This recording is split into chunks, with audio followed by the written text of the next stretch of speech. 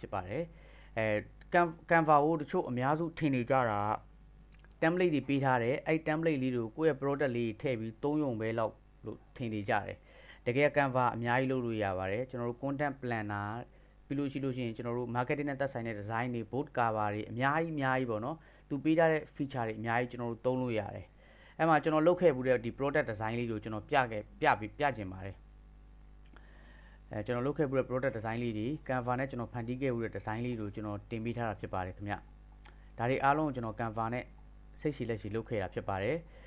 ဒီကပေါ့နော်ကျွန်တော်တို့ member တွေအနေနဲ့လည်းတနိုင်တပိုင်စီးပွားရေးလုပ်ငန်းလေးလုပ်နေတာပဲဆိုလို့ရှိရင်ကျွန်တော်တို့ design တွေကိုကိုစိတ်တိုင်းကျ Canva နဲ့ပြင်လို့ရတယ်ဒီအခုနောက်ပိုင်းက pro version တွေကိုလည်းဒီဈေးတက်တောင်းကန်းလောက်နဲ့ရောင်းနေကြတယ်ပေါ့နော်ဒီ lifetime version တွေပြီးလို့ရှိရင်ကျွန်တော်တို့ဒီ yearly plan တွေကိုလည်းရောင်းနေကြတယ်အဲ့ဒါတွေဆိုတော့ကိုဝယ်သုံးချိန်လည်းဝယ်သုံးလို့ရတာပေါ့ဝယ်မသုံးချိန်ပဲ free နဲ့ရပြီးတော့လည်းလုပ်မယ်ဆိုလည်းလုပ်လို့ရတာပေါ့နော်ဒါတွေကတော့ကျွန်တော်ဆွဲခဲ့ဘူးတဲ့ design လေးဖြစ်ပါတယ်အများကြီးပဲပေါ့နော်ကျွန်တော်ပြီးလို့ရှိရင် website link လေးကျွန်တော်ပို့ပေးပါမယ်အဲဒီ website link လေးကနေဝင်ပြီးတော့ကိုစိတ်တိုင်းကြပေါ့ဝင်ကြည့်လို့ရပါတယ်ခင်ဗျအဲ့တော့ကျွန်တော်တို့ဒီလိုပုံတွေဖြစ်လာအောင်ဘလို့ဖန်တီးလဲပေါ့နော်ဒီလိုပုံတွေဖြစ်လာအောင်ကျွန်တော်တို့ဘက်ကနေပြီးတော့ဘလို့မျိုးအားစိုက်ထုတ်ပါလဲပေါ့နော်အဲ့ဒါလေးတွေကိုကျွန်တော်ရှင်းပြပေးချင်တာဖြစ်ပါတယ်ခင်ဗျ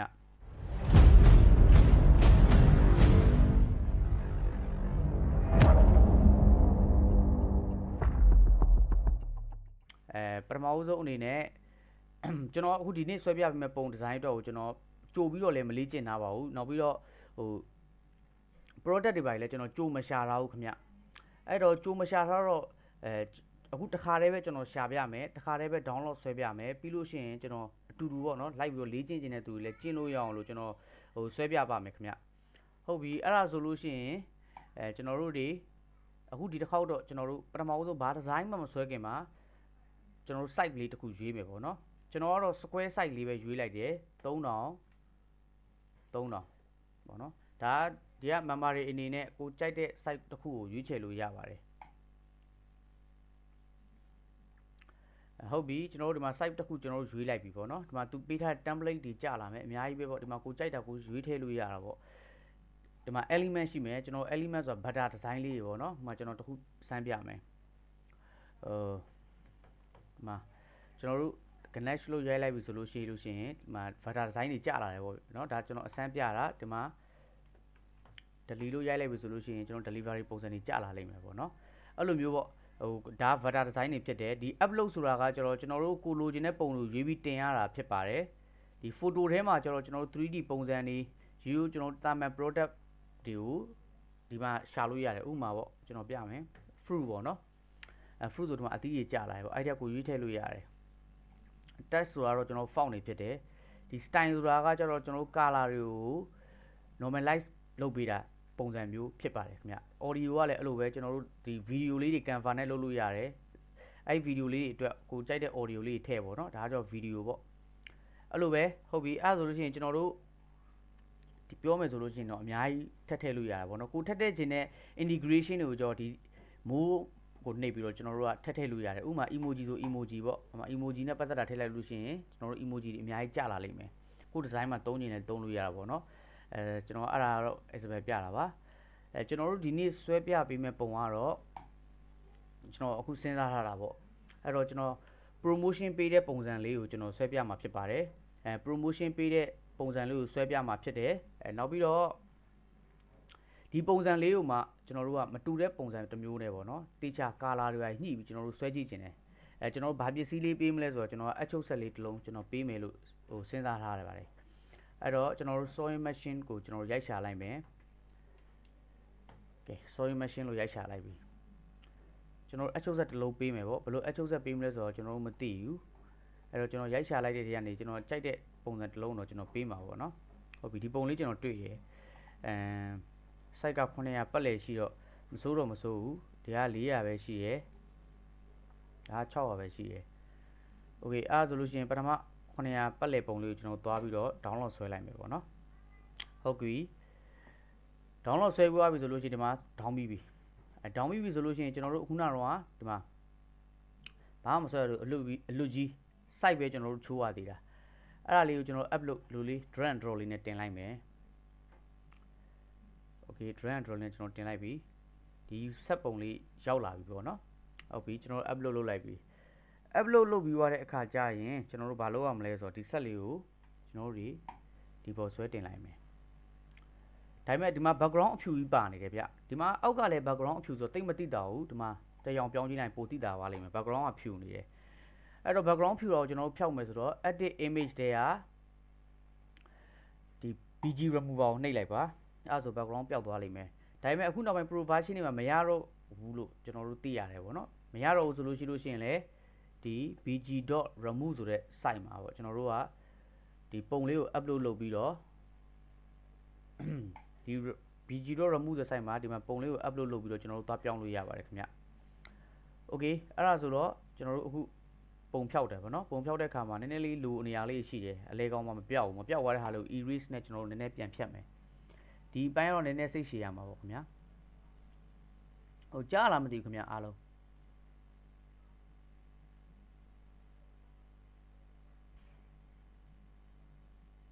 hello ဟုတ်ပါတယ်ဟုတ်ကဲ့ပါအခုတို့ဟိုထမင်းလေးပါရောစားပြီးယူပါစားပြီးပြီလားမသိဘူးဟုတ်ကဲ့ဟိုဘိုက်စာတင်နေနဲ့ဘိုက်စာနေမှာဆိုလို့အဲ့ဒါကျွန်တော်တို့ဖြတ်လိုက်ပြီးဝင် join တာတင်နေ okay ဟုတ်ပြီအဲ့ဒါဆိုလို့ရှိရင်ကျွန်တော်ဒီမှာဖြတ်လိုက်ပြီပေါ့နော်ဟုတ်ပြီဒါတော့မှတိတ်မပြတ်သေးဘူးနည်းနည်းကြံသေးတယ်တကယ်လို့ကိုကအဲ့လိုမျိုးဒီ background ဖြတ်ကြည့်လို့အဆင်မပြေဘူးကြံနေတယ်ဒီပုံကြီးမသုံးချင်ဘူးဆိုလို့ရှိရင်လည်းရတယ်အဲ့ဒါဘာလဲဆိုတော့ဒီမှာကျွန်တော်တခြားပုံတွေအဲ့လိုပုံစံတွေအများကြီးရှိတယ်အဲ့ဒါလေးတို့ဆက်ဆန်းဖြတ်ကြည့်ပေါ့ဒီမှာဆိုလို့ရှိရင်လက်ကမတည်တတ်ဘူးဖြတ်တာပြောင်းသွားနိုင်တယ်ပေါ့နော်ဖြတ်တဲ့အခါမှာအခုကျွန်တော်ဖြတ်တယ်လို့မျိုးပေါ့မတည်တတ်လိုက်ဘူးကြံခဲ့တယ်အဲ့ဒါမျိုးဆိုလို့ရှိရင်လည်းတခြားအစားထိုးပုံတစ်ပုံနဲ့ထပ်သုံးလို့ရတယ်ဥပမာဒီပုံကျွန်တော်တင်လိုက်ပြီတင်ပြီးတော့ကျွန်တော် remove တစ်ချက်လုပ်ကြည့်မယ်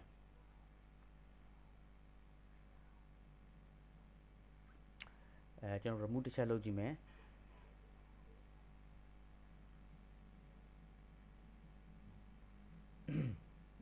ဒီကောင်တော့ပြတ်တယ်နော်ဒီကောင်ပြတ်လို့ရှိရင်ဒါသုံးလိုက်မယ်ပေါ့စိတ်ရှိတဲ့လူကတော့အခုနလိုမျိုးကျွန်တော်ဖြတ်ပြသလိုမျိုးစိတ်မီတပီထိုင်ဖြတ်လို့ရပါတယ်ဟုတ်ပြီကျွန်တော်တို့နောက်တစ်ခုအရေးကြီးရလေးပြောရမှာဒီမှာကျတော့ဒါပုံရဲ့ name ပေါ့နော်ကျွန်တော်တို့ကအဲ့နေအောင်အများသူကြော်ဝါတတ်ကြတယ်အဲ့မှာဘာပြဿနာတက်လဲဆိုတော့ကိုကဟို client ကနေပြီးတော့သူ့ပုံလေးပြန်ပြင်ပေးပါဆိုလို့ရှိရင် folder name ကိုမပေးထားတဲ့အတွက်ကြောင့် project file တွေပြန်ရှာတဲ့အခါကျလို့ချင်းဒုက္ခရောက်တတ်တယ်အဲ့ဒီတော့ကျွန်တော်တို့ဒီမှာပေးရမယ်ဒီမှာ page name ပေါ့နော်ကျွန်တော် APN လို့ပေးလိုက်ပြီခွင့်စာခွင့်ပိတ်နဲ့ဘာအတွက်လဲ promotion giveaway အတွက်ပေါ့နော် giveaway လို့ကျွန်တော်ရေးလိုက်မယ် giveaway giveaway အတွက်ဒါဆိုလို့ရှိရင်ကျွန်တော်တို့ကရှာဖို့လွယ်သွားပြီပေါ့ဟုတ်ပြီအဲ့တော့ကျွန်တော်ဒီပုံကိုကြည့်တော့ဒီပုံကအဖြူအောင်ဖြစ်တယ် product ကိုပေါ့နော် product ကိုအဖြူအောင်ဖြစ်တယ်ဒီမှာကျွန်တော်က position ကိုနှိပ်ပြီးတော့ center ကိုထားလိုက်မယ်အလဲကိုရောက်သွားတာပေါ့ middle ကိုထည့်လိုက်လို့ရှိရင်ဟိုအလဲကိုရောက်သွားမယ်အဲ့တော့ကျွန်တော်က middle မနှိပ်ဘူးကျွန်တော်ဒီလောက်ချမယ်ပြီးလို့ရှိရင် center ထားလိုက်ရနော် center ထားဖို့ဆိုအလဲကောင် center တက်တဲ့ကိုကျသွားတယ်ဟုတ်ပြီကျွန်တော်တကယ်သုံးနေတာ background ကအဖြူအောင်အဲ့တော့ဒီအောင်ဖြတ်လိုက်မယ်နောက်ပြီးတော့ကျွန်တော်ကဒီပုံမှာပထမဆုံးစဉ်းစားရမှာဆိုတော့ giveaway ပေါ့giveaway ဆိုတော့ကိုယ့်ရှိမှရှိတဲ့ product ကိုကိုယ်လက်ဆောင်ပေးမှာလက်ဆောင်ပေးမယ်ဆိုတော့ပထမဆုံးအနေနဲ့ဟုတ်ကဲ့ခဏလေးပါနော်ဟိုကျွန်တော်တို့ဘက်မှာဘာဖြစ်လို့လဲမသိဘူ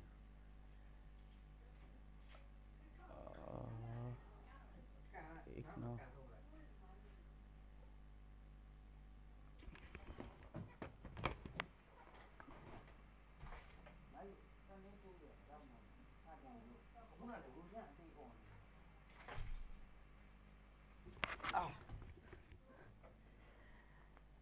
ဟုတ်ကဲ့ပါကြားလားမသိဘူးခင်ဗျနည်းနည်း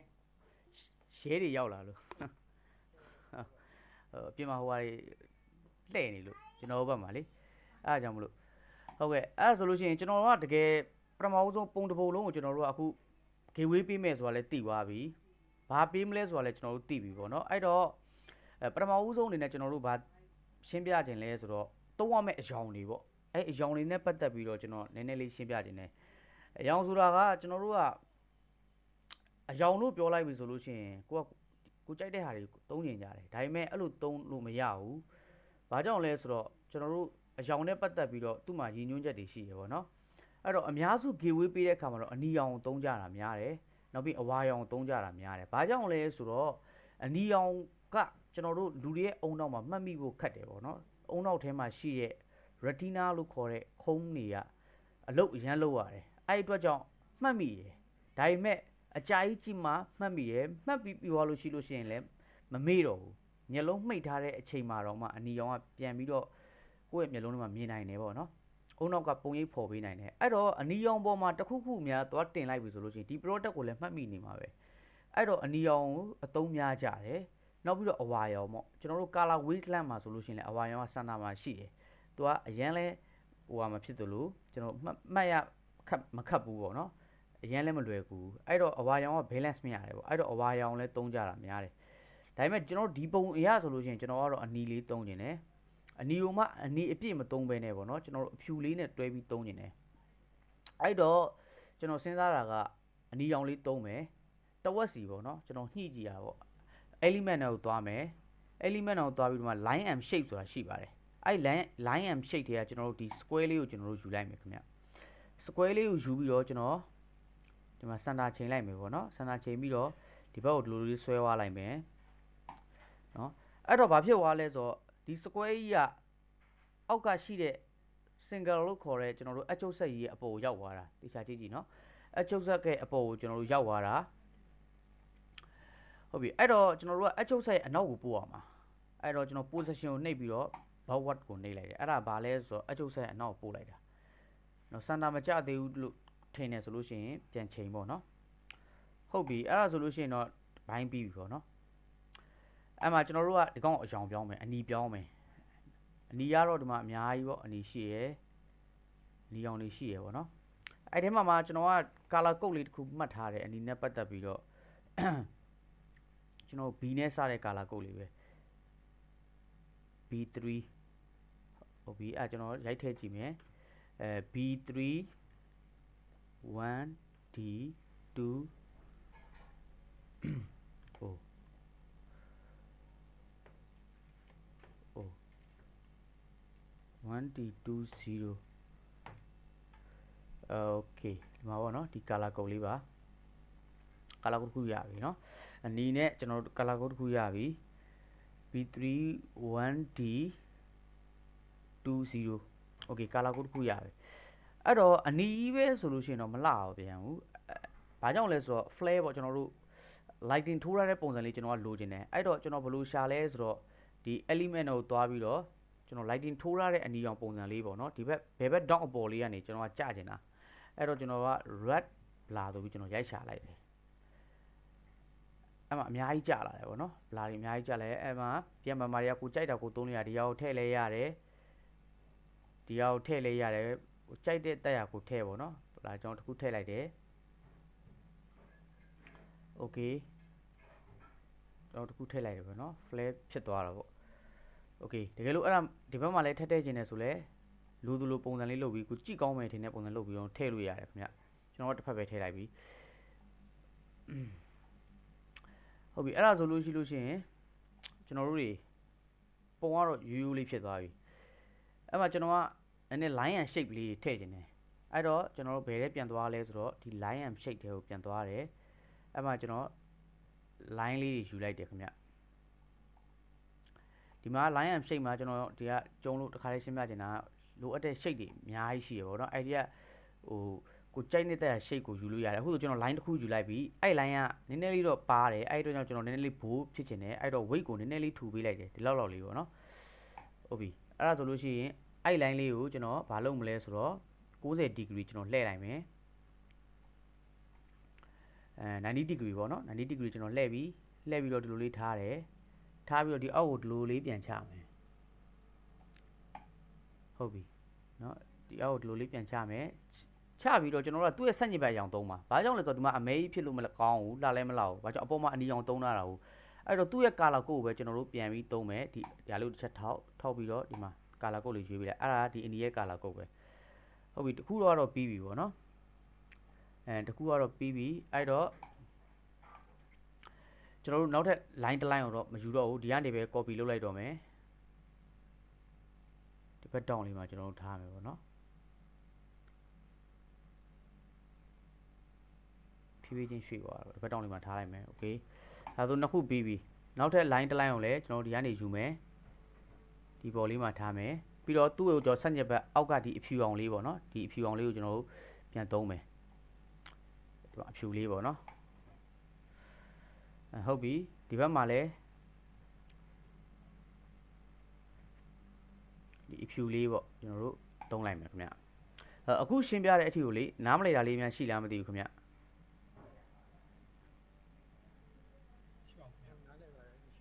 ဟုတ်ဟိုနားမလည်တာတစ်ခုရှိလို့ချင်းကျွန်တော်မေးလို့ရပါတယ်เนาะကိုတို့တခါလဲကျွန်တော်ကဟိုရပါစေရှင်လို့ပြီးတော့ဘယ်လိုသုံးတာတွေပုံတွေဘယ်လိုရှာတွေတခါလဲကျွန်တော်မေးလို့ရပါတယ်ခင်ဗျဟုတ်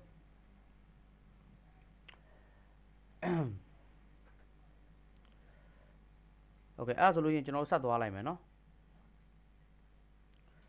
ဟုတ်ပြီအဲ့ဒါဆိုတော့ဒီတိုင်လေးကိုတော့ကျွန်တော်တို့အပေါ်ထိဆွဲချလိုက်မယ်ဒါလေးကိုတော့အပေါ်ထိဆွဲချလိုက်မယ်โอเคရပြီဒီမီးလေးကိုကျွန်တော်ညှိမယ်တကယ်လို့ပုံကအရန်အာယုံဆိုက်ရတယ်အာယုံဆိုက်ရတော့ဟိုကိုလိုချင်တဲ့အပိုင်းတွေကိုတရားကြည့်နေတော့ဒီမှာချက်ကြည့်လို့ရတယ်ဒါလေးနဲ့ချက်ကြည့်လို့ရတယ်เนาะဒီမှာချက်ကြည့်လို့ရတယ်ဒီမှာကျွန်တော်ဒီလောက်ချက်လိုက်ပြီဒါဆိုလို့ရှိရင်ဒီဘက်မြင်းလေးကိုတရားမြင်ရပြီโอเคညီတယ်ဒါလေးကိုလည်းအောက်နေနဲ့ချမယ်ဒါနဲ့ညီတဲ့အထီပေါ့เนาะညီသွားပြီရပြီဒါဆိုလို့ရှိရင်ဒီဘက်တော့ပြီးသွားပြီပြီးတော့ကျွန်တော်တို့ဘာလုပ်လဲဆိုတော့ဒီစဝိုင်းလေးယူလိုက်မယ်စဝိုင်းကနည်းနည်းလေးထူနေသေးတယ်အဲ့တော့ circle အပါးလေးပေါ့ကျွန်တော်တို့တွားရှာကြည့်လိုက်မယ် element နဲ့မှာပဲကျွန်တော်တို့ circle လို့ရိုက်ကြည့်လိုက်မယ်circle ထဲမှာကျွန်တော်တို့လိုချင်တဲ့ site ပေါ့ဒီကောင်ကအရန်ထူလွန်းတယ်ကျွန်တော်တို့အတွက်အဆင်မပြေဘူးဒီ site လေးဆိုမစိုးဘူးပေါ့နော်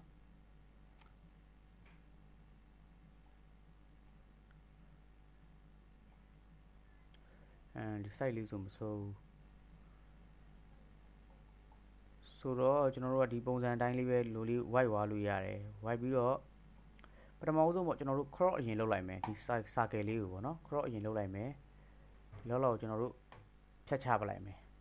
ပြန်ပြပေးပါမယ်ခင်ဗျာပထမဆုံးကျွန်တော်တို့ circle လေးယူလိုက်တယ်ယူပြီးတော့ဒီမှာ crop ယူလိုက်တယ်ယူပြီးတော့ဒီအောက်ကနေဒီလိုလေးဆွဲသွားလိုက်တယ်တစ်ချက်ဖြတ်လိုက်တယ်ပေါ့နော်တကယ်လို့ကိုကမလိုချင်သေးဘူး net ထပ်ဖြတ်ချင်သေးဆိုဒီတိုင်းကျွန်တော်ထပ်ဖြတ်လိုက်လို့ရတယ် enter လေးခောက်ပြီးတော့โอเคဒါဆိုလို့ရှိရင်တော့ကျွန်တော်တို့ circle လေးတစ်ခုရလာပြီအဲ့ circle လေးကိုလို့ဘေးလေးကိုရွှေ့သွားလို့ရတယ်โอเคအဲ့လိုမျိုးလေးလုပ်လို့ရပါတယ်ခင်ဗျတကယ်လို့ကိုကမသုံးကျင်သေးဘူးထပ်ပြီးတော့တခြားပုံစံလေးရှာကြည့်ကျင်သေးတယ်ဆိုလို့ရှိရင်လည်းအဲ့တိုင်းလေးပဲရှာလို့ရပါတယ်ကျွန်တော်တို့အဓိက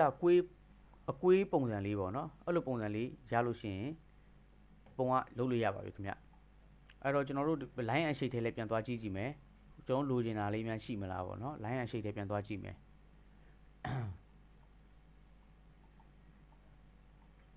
ကျွန်တော်လိုချင်တာဂါးငယ်ပုံစံအကွေးလေးဒီမှာသူတို့ပေးထားတဲ့ထဲမှာတော့ရှိတော့ရှိရဲဒါပေမဲ့လိုချင်တဲ့ stroke မဟုတ်ဘူးအဲ့တော့ကြောင့်ကျွန်တော်ကတော့နည်းနည်းထပ်ရှာရမှာပဲ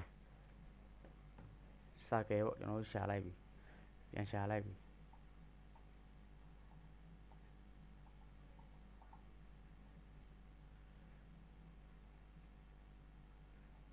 ကျွန်တော်တို့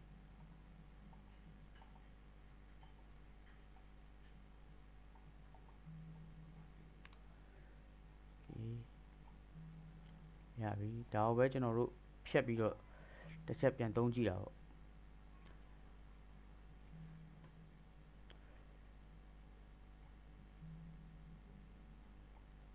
โอเค line ကတော့တော်ကြီးသွားတယ်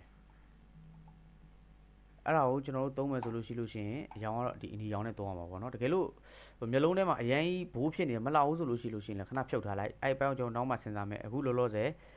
ဒီဆက်မှာကျွန်တော်တို့ shadow လေးထည့်ရမယ် shadow မပါလို့ရှိရင်ကြည့်မကောင်းဘူးအဲ့တော့ကျွန်တော်တို့ shadow သွားဖို့အတွက်ဒီ photo တွေကိုသွားမယ် photo တွေကိုသွားပြီးတော့ဒီမှာ shadow လို့ရိုက်ရှာလိုက်ပေါ့နော်ရိုက်ရှာပြီးတော့ကျွန်တော်တို့ဒီမှာဒီထဲကပုံလေးတစ်ပုံရလာတယ်အဲ့ပုံလေးကိုကျွန်တော်တစ်ချက်ဖြတ်လိုက်မယ်ဖြတ်လိုက်ပြီးတော့ဒီမှာ opacity ဆိုတာရှိတယ် အဲ့ဒါကြောင့်ဘာလုပ်တာလဲဆို transparent လုပ်တာပေါ့ဖြည်းဖြည်းနဲ့မှိန်ဝအောင်လုပ်တာဒီ shadow ကြီးကကြည့်မကောင်းဘာကြောင့်လဲဆိုတော့အရန်မဲနက်နေတယ်မလိုက်ဖက်ဘူးပေါ့နော်အဲ့တော့ကျွန်တော်တို့ကမတိတာအောင်နည်းနည်းလေးဖြည်းဖြည်းလေးလျှော့မယ်ပေါ့နော်ဒီ30လောက်အထိပဲထားမယ်20ကျော်လောက်အထိပဲထားမယ်ဆိုလို့ရှိရင်လည်းရတယ်လိုလေးပေါ့နော်လိုလေးအဲ့တော့ပြန်စဉ်းစားကြည့်ပါတရားကြည့်ပါဘာလို့ဆိုတော့ shadow ကအရှိကိုရောက်နေတယ်အချုပ်ဆက်အရှိကိုရောက်နေတယ်အဲ့တော့ဘာလုပ်ရလဲ shadow ကိုတစ်ချက်ထောက်ပြီးတော့ position ကိုနှိပ် bubble ကိုနှိပ်ဒါဆိုလို့ရှိရင် shadow ကအနောက်ရောက်သွားပြီအဲ့တော့ဒီ shadow လေးကိုပဲကျွန်တော် copy ပြန်လုပ်မယ်လုပ်ပြီးတော့ဒီအောက်မှာကျွန်တော်ထည့်မယ် position ကိုနှိပ် bubble ကိုနှိပ်အဲ့လိုပဲ sorry အဲ့လိုပဲကျွန်တော်တို့ဒီ shadow ကို copy လုပ်သွားမယ်လုပ်သွားပြီးတော့ဒီဘက် down မှာအဲ့လိုပဲ position ကိုနှိပ် bubble ကိုနှိပ်ပေါ့နော်ဒါလေးပေါ့ဒါလေးတော့ကျွန်တော်တို့ကမဖြစ်ဖြစ်တဲ့နည်းနဲ့ဖန်တီးလိုက်တဲ့ပုံစံပေါ့နော်ဟုတ်ပြီအဲ့တော့gateway man တိတာအောင်ကျွန်တော်တို့ font လေးကျွန်တော်တို့ထည့်ရမယ်font လေးထည့်ရမယ်ဆိုတော့ကျွန်တော် touch တစ်ခုအရင်ယူလိုက်မယ်touch တစ်ခုအရင်ယူလိုက်မယ်အဲ့မှာကျွန်တော်စာကြောင်းရေးလိုက်ပါနော် SPECIAL special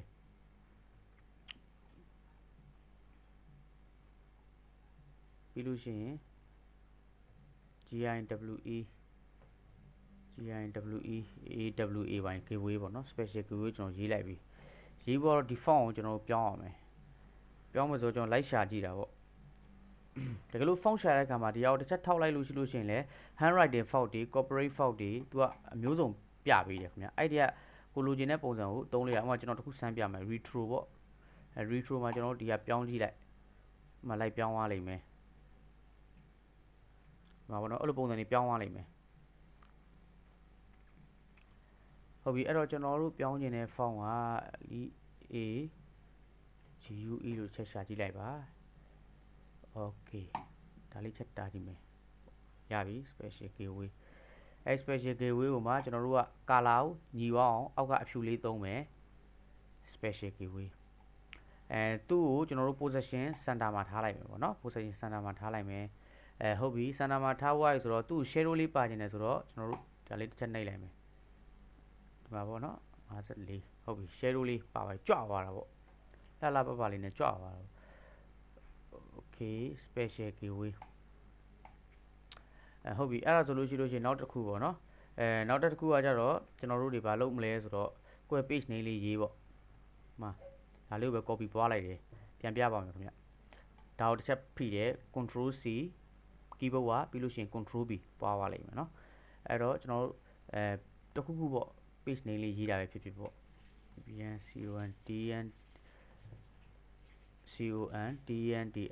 CONTENTSCREATION content creation ပြီးလို့ရှိရင်တေးချပလိုက် okay ဒီကောင်းတော့ကျွန်တော်ဗာသုံးမလဲဒီအနီအောင်လေးသုံးလိုက်မယ်သုံးပြီးတော့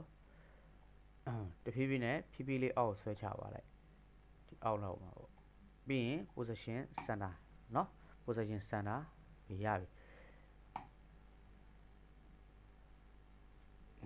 ဟုတ်ပြီအဲ့ဒါဆိုလို့ရှိရင်ကျွန်တော်တို့ဒီအပေါ်မှာပေါ့ကိုကြိုက်တဲ့ဟာတော့ကိုထည့်လို့ရပါဘောเนาะဒီကတော့ကျွန်တော်စာလေးအများကြီးမထည့်ပြတော့တာပါတကယ်ကပုံစံတွေမတူအောင်ကိုထည့်လို့ရသေးတယ်အဲ့တော့ကျွန်တော်တို့ကဒီဆက်လေးရဲ့အမျိုးအစားလေးကိုကျွန်တော်တို့ရေးမယ်ဒီဆက်လေးရဲ့အမျိုးအစားပေါ့ဒီဆက်လေးရဲ့အမျိုးအစား singer ဟုတ်ပြီအဲ့တော့ဒီတိုင်းရေးပဲနဲ့ကျွန်တော်တို့ button လေးတစ်ခုပေါ်မှာရေးမယ်အဲ့မှာရှာလို့ရ2မျိုးရှိတယ် 3D အကြွလေးပေါ့เนาะဘယ်လိုလဲဆိုတော့ ENBOSSED emboss လို့လည်းရိုက်ပြီးရှာလို့ရအဲ့ဒါဆိုဒီလိုလေးကြာလာလိမ့်မယ်ဥပမာ free သုံးလို့ရတယ်ပေါ့เนาะအကုန်လုံး 3D ပုံစံလေးလိုလေး shadow လေးနဲ့အဲ့လိုလေးလည်းကြာလာလိမ့်မယ်အများကြီးပဲအများကြီးရှိတယ်ဒီထဲမှာအဲ့လိုလေးကြာလာအောင်လဲရှာလို့ရသလိုနောက်တစ်ခုကကြတော့ကျွန်တော်တို့ဘယ်လိုရှာလို့ရလဲဆိုတော့ဘတန်လို့ရိုးရိုးပဲကျွန်တော်ရိုက်ပြီးရှာလို့ရတယ်ဘတန်ပေါ့ရိုးဘတန်လို့ပဲကျွန်တော်ရိုက်ရှာလိုက်လို့ရတယ်အဲ့မှာကြာလာတယ်အများကြီးပဲဘတန်တွေကြာလာတယ်ဒီမှာပေါ့ဘတန်တွေပေါ့သူပေးထားတဲ့ဘတန်တွေ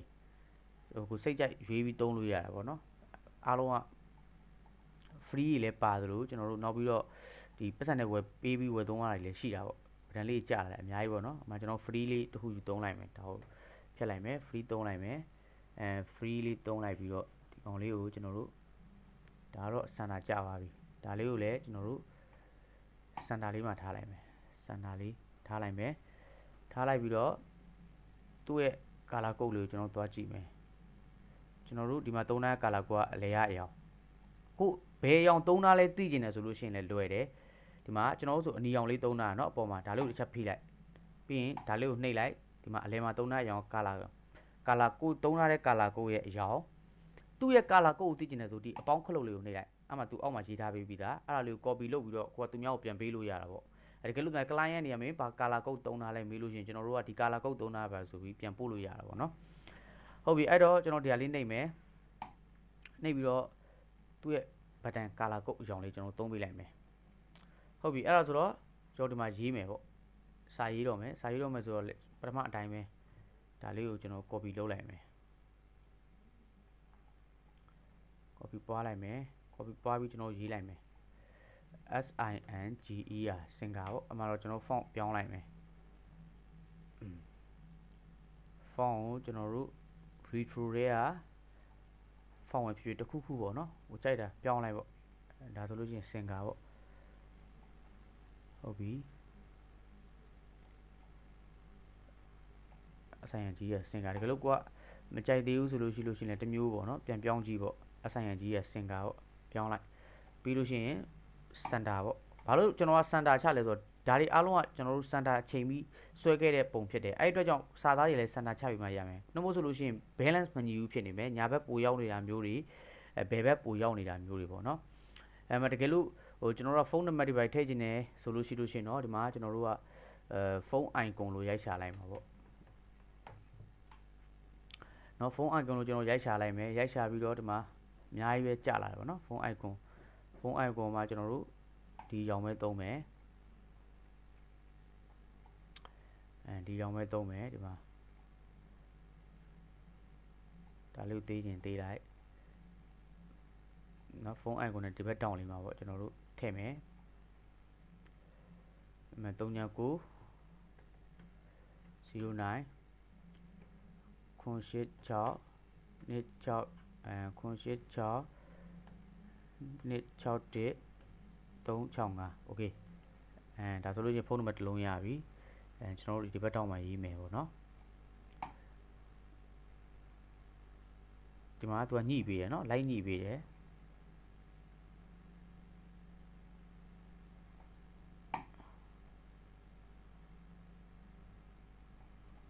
โอเคတကယ်လို့ကိုညှိရမယ့်အပိုင်းတွေနဲ့ခက်နေဆိုလို့ရှိရင်ကျွန်တော် keyboard မှာရှိတဲ့ down arrow လေးတွေ up arrow လေးတွေပေါ့နော်အဲ့ဒါလေးနဲ့ညှိမယ်โอเคရပြီတကယ်လို့ Gmail ထည့်ခြင်းနဲ့ဆိုလို့ရှိရင်တော့ဒီမှာ Gmail sign ပေါ့ Gmail sign အကြောင်းလေးပေါ့ကျွန်တော်တခုထည့်လိုက်ထည့်သွားပြီဆိုလို့ရှိရင်ဒီမှာပေါ့နော်ဒီမှာ Gmail site မတူမှာဆိုလို့သွားချိန်ရင်ဒီလိုလေးထပ်ပြီးချိန်လိုက်တူတယ်ဒီတော့ဒီမှာပေါ့နော်ဒီလိုလေးထားမယ်ထားပြီးတော့ဒီတိုင်းပဲ copy လုပ်ပြီးတော့ဒီမှာကျွန်တော်ထည့်ပေါ့ APN contact 199gmail.com ပေါ့နော်ထည့်လိုက်ပြီโอเคပြီးလို့ရှိရင်ဒီဘက်တောင်းလေးကိုသွားမယ်သွားပြီးတော့ပို့မယ်โอเคနဲထပ်သေးခြင်းနဲ့ဆိုလို့ရှိရင်လည်းတေးလိုက်တေးပြီးတော့ဒီဘက်ပို့လိုက်ပေါ့နော်နည်းနည်းလေးညီအောင်ညှိပေးလိုက်ဒါဆိုလို့ရှိရင်တော့ရပြီတကယ်လို့ဒါတွေမထည့်ချင်ဘူးရှုပ်တယ်ဆိုလို့ရှိရင်လည်းထည့်စရာမလိုရပါတယ်ခင်ဗျဟုတ်ပြီအဲ့မှာနောက်ဆုံးပြီးသွားပြီဆိုလို့ရှိရင်ကျွန်တော်တို့ကဘာလုပ်အောင်မလဲဆိုတော့ဒီ single set လေးကို color လေးညှိရမှာပေါ့ဒါလေးကိုချက်ထောက်ထောက်ပြီးတော့ edit image တွေက adjust တွေကိုသွားအဲ့မှာကျွန်တော်တို့ brightness တိုးခြင်းနဲ့လို့ဆိုတိုးပေါ့နော်ကျွန်တော်တို့ contrast ဆိုလို့ရှိရင်ဒီမှာအဲ့ဒါတွေကဘာလို့တာလဲဆိုတော့ brightness ဆိုတော့ကျွန်တော်တို့ကပုံမှန်ရှိတဲ့မွေးရှိပြီးသားအလင်းကိုမှထပ်ပြီးတော့စတွေတင်လိုက်တာ contrast ဆိုတာကကျတော့ကျွန်တော်တို့ပုံမှန်ရှိနေတဲ့အလင်းအောင်လျှော့တာတိုးတာလိုလိုချိန်ညှိတဲ့ဟာကိုသုံးတယ်အဲ့တော့ကျွန်တော်တို့ကဒီပုံမှာဆိုလို့ရှိရင်အလင်းကအများကြီးထည့်ကြမလို့မူရင်းပုံကလင်းပြီးသားအဲ့တော့8လောက်ပဲတင်မယ်contrast ကိုကျွန်တော်နည်းနည်းလေးလျှော့ကြည့်မယ်ဒီလောက်ပေါ့နော်ဒီလောက်ပဲဒီလောက်ဟုတ်ပြီပြီးသွားတဲ့အခါကျလို့ရှိရင်ကျွန်တော်တို့ saturation လေးနဲ့ပြန်လျှော့မယ်ဒီကကျတော့အကြောင်ပြောင်းသွားတာအစိမ်းဘက်ကိုပြောင်းသွားတာဒီကဆက်သွားလို့ရှိရင် black and white ဘက်ကိုရောက်သွားတာ အဲ့တော့ကျွန်တော်တို့ single ရဲ့အကြောင်းလေးကသုံးထားတဲ့အနီကာလာကုတ်လေးလည်းပေါ်တဲ့အကြောင်းလေးကိုကျွန်တော်တို့ချိန်လိုက်တယ်ပြီးလို့ရှိရင် H browser လေးနည်းနည်းချိန်မယ်1ပေါ့နော်1 color ဆိုတာကကျွန်တော်တို့ကနည်းနည်းနေအောင်ထိုးတဲ့ပုံစံမျိုးသုံးတာခင်ဗျပုံကိုအဝါဘက်နည်းနည်းလေးတန်းသွားစေတယ်ဒီလိုလေးပေါ့နော်ပြီးရင် highlight ကိုဒီလိုအများကြီးဆွတ်တင်လို့ရှိရင်ပုံက shadow ပျောက်ပြီးတော့ highlight ကြီးပဲပေါ်ပြီးတော့ဒီနေရာတွေပျောက်သွားလိမ့်မယ်ဒီအစွန်းတွေသူ့ရဲ့အရိပ်တွေအမှန်တူဒီနေရာကခုံးနေရမှာပျောက်သွားတယ်ပေါ့နော်ဒါဆို100အထိဆိုလုံးဝပျောက်သွားပြီဒီမှာနံပါတ်တွေပျောက်သွားပြီအဲ့တော့ highlight တင်တဲ့အခါမှာကျွန်တော်တို့ကနည်းနည်းလေးပဲတင်ရမယ်ပေါ့နော်ပုံကဒီမှာ highlight ပြီးလို့ရှိရင် shadow ဒါကြောင့်ကျွန်တော်တို့က shadow လျှော့တာเนาะအဲ့တော့ဘာဖြစ်လဲဆိုတော့ဒီအောက်မှာရှိနေတဲ့ကလို့အောက်မှာရှိနေတဲ့အရိပ်တွေဒီမှာအောက်မှာရှိနေတဲ့အရိပ်တွေကပေါ်လာလိမ့်မယ်အရင်သွားလို့လိုက်လို့ရှိရင်လည်းမဲနက်နေလိမ့်မယ်ကြည့်မကောင်းဒီလောက်လေးပဲပေါ့ဟုတ်ပြီရပြီခင်ဗျကျွန်တော်တို့အဲ့ပုံလေးကိုတစ်ချက်လောက်ချုပ်ပြီးကြည့်လိုက်မယ်မှာပေါ့နော်တကယ်လို့ဒီပုံမှာတစ်ခုခုထပ်ထည့်ချင်သေးတယ်ဆိုလို့ရှိရင်လည်းရတယ်ဒီလောက်တော့အော်တိုဘာ OCTO B အော်တိုဘာကျွန်တော်တို့ LEAGUE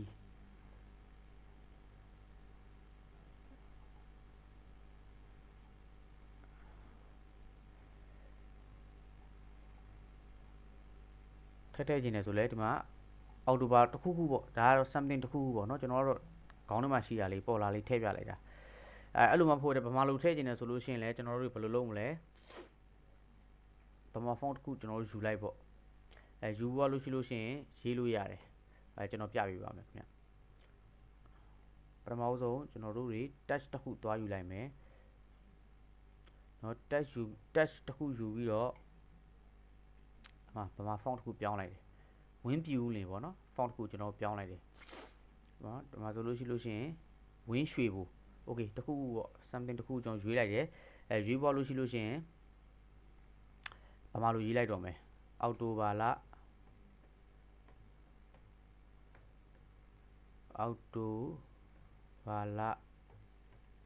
အတွက်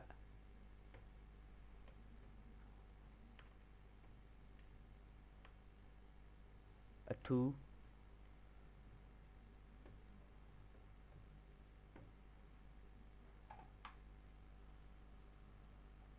ဒါပေါ့နော်ဒါဆိုလို့ရှိရင်ကျွန်တော်တို့က font ကိုနည်းနည်းသေးရမှာဘာကြောင့်လဲဆိုတော့အောက်က font ကိုကျွန်တော်တို့ကကြီးထားတာဖြစ်တဲ့အတွက်ကြောင့်အောက်က font အပေါ်က font ကပါဒီအောက်တိုဘာလအတွက်အထူးဆိုတော့ဟိုပါကြီးလိုက်ပြီဆိုလို့ရှိရင်ကြီးလို့မကောင်းတော့ဘူးသူ့ကိုလည်းကျွန်တော်တို့အဖြူလေးပဲသုံးမယ်เนาะ effect သုံးခြင်းဘာဆို effect သုံးပေါ့ okay ဒါဆိုလို့ရှိရင်ဗမာလိုရေးပြီးသွားပြီပေါ့เนาะကျွန်တော်တို့တွေအော်တိုဘာလအတွက် 2 special giveaway ဆိုပြီးတော့ရေးပွားရေးပြီးတဲ့အခါကျလို့ရှိရင်ကိုပုံရှိရဆိုလို့ရှိရင်ကိုပုံထည့်မယ်တကယ်လို့ဒီဆက်ကတန်ဖိုးပါဖော်ပြခြင်းတယ်ဆိုလို့ရှိရင်ကျွန်တော်တို့ဒီမှာ price chat လေးရှိတယ်အဲ့ဒါလေးနဲ့တွဲပြီးတော့ဟိုဖော်ပြခြင်းလည်းရတယ်ဒီလိုလေးပေါ့နော်ဒီလိုလေး price လေးရှိတယ်အဲ့ဒါလေးနဲ့တွဲပြီးဖော်ပြခြင်းလည်းရတယ်မဖော်ပြခြင်းလည်း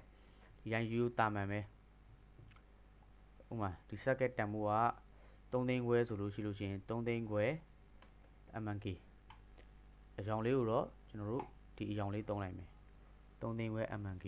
ဒါပေမဲ့သူ့ကိုတော့ကျွန်တော်တို့တွေ share လို့ဖြုတ်လိုက်မယ်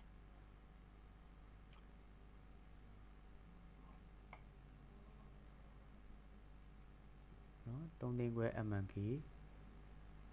ဆိုပြီးဒီဘက်မှာထည့်လို့ရတယ်ဒီဘက်မှာမထည့်ခြင်းလဲအောက်မှာထည့်မလားထည့်လို့ရတယ်ဒီမှာကျွန်တော်တို့ကတင်နေတာတစ်ခုခုလေးပြခြင်းလဲဆိုလို့ရှိရင်လဲတစ်ခုခုပေါ့နော်ဒါလေး free ရတာလေးရွေးပြီးသုံးပေးလိုက်တာမျိုးတွေလုပ်လို့ရပါတယ်ခင်ဗျဒီမှာပေါ့ကျွန်တော်တို့တွေ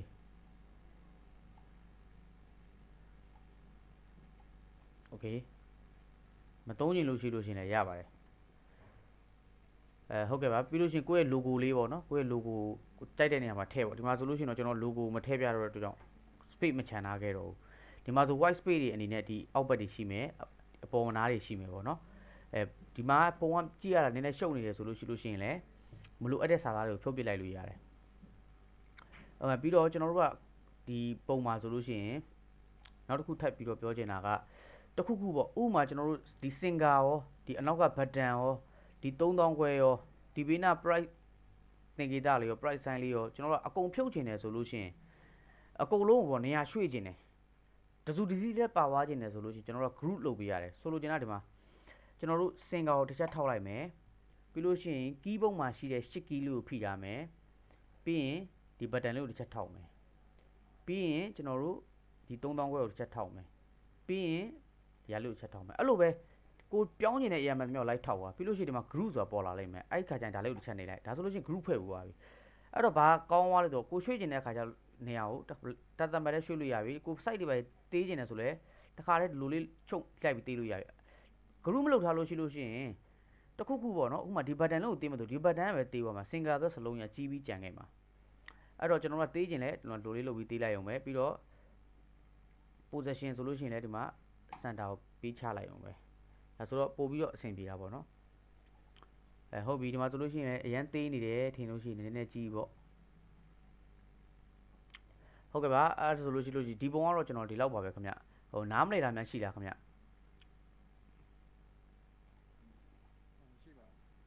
ဟုတ်ဒီပုံနဲ့ပတ်သက်ပြီးတော့ကိုတို့ဘာတွေများထောက်ပြပေးခြင်းလဲခင်ဗျတခုခုပေါ့နော်ကိုတို့ product တွေကဘယ်လိုလုပ်ငန်းတွေလုပ်လဲဒီလိုမျိုး gateway တွေပဲပေးလိပေးတာရှိလားပေးလိပေးတာရှိဆိုဒီဟာမျိုးတွေလည်းရွေးပြီးသုံးလို့ရတာပေါ့နော်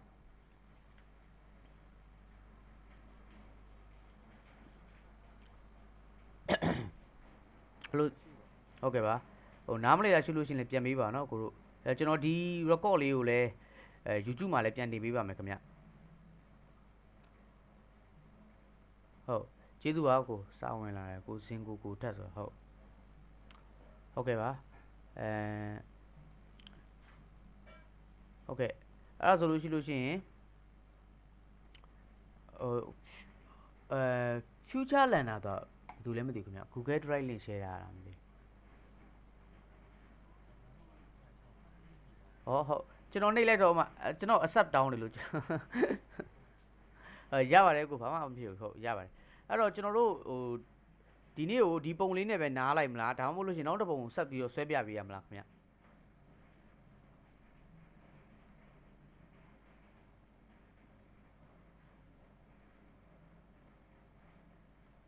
ဟယ်လိုကြားလားမသိဘူးခင်ဗျ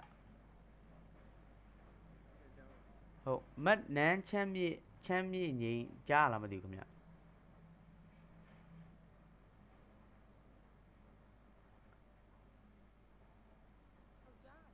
ဟုတ်ဟိုဒီ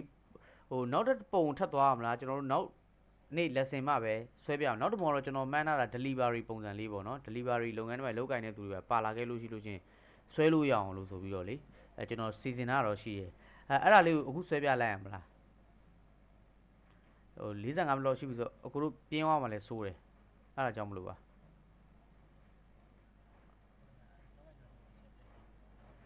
ဟုတ်ကျွန်တော်နည်းနည်းဟွာလေးတော့ပြပြမယ်ကျွန်တော်လုပ်ချင်တဲ့ပုံစံဒီလိုပုံစံလေးပေါ့နော်ကျွန်တော်ရှာထားတာလေးပေါ့ delivery နဲ့ပတ်သက်ပြီး design လေးတွေပေါ့နော်အဲ့ဒါလေးကိုကျွန်တော်ကဒီလိုပုံစံလေးဖြစ်အောင်ဆွဲပြချင်တာဟုတ်အဲ့ဒါလေးကိုတော့ကျွန်တော်နောက်တစ်ခေါက်လုပ်တဲ့ live ကြလို့ရှိလို့ရှိရင်ကျွန်တော်တို့ဆွဲပြပေးပါမယ်ခင်ဗျဟုတ်ကျွန်တော်ပုံလေးလည်းကြိုပြီးတော့ရှာထားပြီးသားပါဟိုတိချာပေါ့နော်ကျွန်တော် research လုပ်ထားတယ်ပုံတွေနဲ့ပတ်သက်ပြီးတော့အကိုတို့လည်းဟိုလေးလာတဲ့အခါကြလို့ရှိလို့ရှိရင် Canva မှာဒီ free version မှာတော်တော်များပါတယ်ဒီလို pro သုံးနိုင်လို့ရှိရင်တော့ပိုကောင်းတာပေါ့နော်ကိုတို့ဝယ်သုံးလို့ရတယ်ဒါပေမဲ့ဈေးကလည်းအရင်မကြီးတော့ဘူးရောင်းပေးနေတဲ့ service တွေရှိတယ်ခင်ဗျဟိုဟုတ်ကဲ့ပါအဲ့ဒါဆိုလို့ရှိရင်ကျွန်တော်ဟိုပြောပါခင်ဗျဟုတ်ပြောပါခင်ဗျ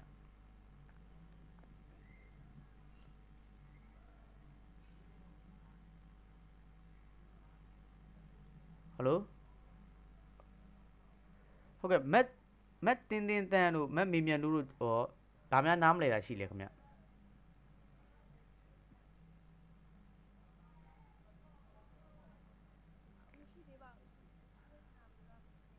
ဟုတ်ကဲ့ပါအဲ့ဆိုလို့ရှိရင်ကျွန်တော်တို့ဟိုဟာလောက်ဒီတနင်းကုန်နေလောက်ဖြစ်ဖြစ်ပေါ့နော်တင်းနာနေလောက်ဖြစ်ဖြစ်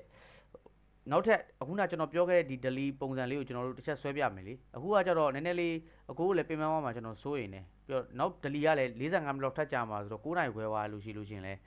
မိုးတအားချုပ်သွားမှာဆိုလို့ပါခင်ဗျကျွန်တော်လည်းအားနာလို့ဘာလို့ဆိုရုပ်ဝင်နေလည်းပါတော့